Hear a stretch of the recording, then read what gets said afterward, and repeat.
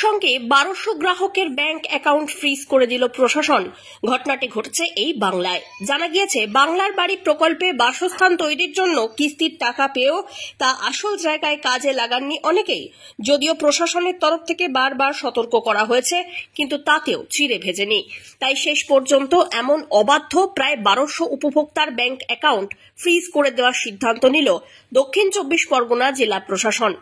Report বলছে, এই জেলায় বহু উপভোক্তা বাংলার বাড়ি প্রকল্পে কিস্তির টাকা পেয়েও মাসের পর মাস ধরে বাড়ি তৈরির প্রতিশ্রুতি দিয়ে যাচ্ছেন। ব্লক স্তরের অফিসার থেকে শুরু করে স্থানীয় পুলিশ কর্মী তাদের বাড়িতে ইন্সপেকশনে গিয়ে দেখেছেন, সরকারি টাকা পকেটে নিয়ে গায়ে হাওয়া লাগিয়ে ঘুরে বেড়াচ্ছেন তারা। এদিকে বাড়ি তৈরির জন্য একটি ইঁটও গাঁথা হয়নি।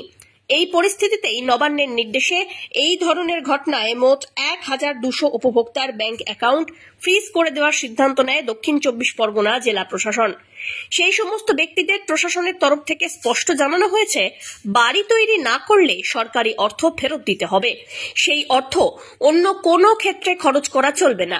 এদিকে প্রশাসনের কড়াকড়িতে কার্যত মাথায় বাজ পড়েছে বাংলার বহু উপভোক্তার। অনেকেই বলছেন, সরকারি অর্থের বেশিরভাগ টাকাই খরচ হয়ে গিয়েছে, এখন এত টাকা কিভাবে ফেরত দেব? কিন্তু এই ব্যাপারে কোনো রকমের নরম মনোভাব দেখাতে রাজি নয় নবান্ন, এমনটাই সূত্রের খবর। Bureau report.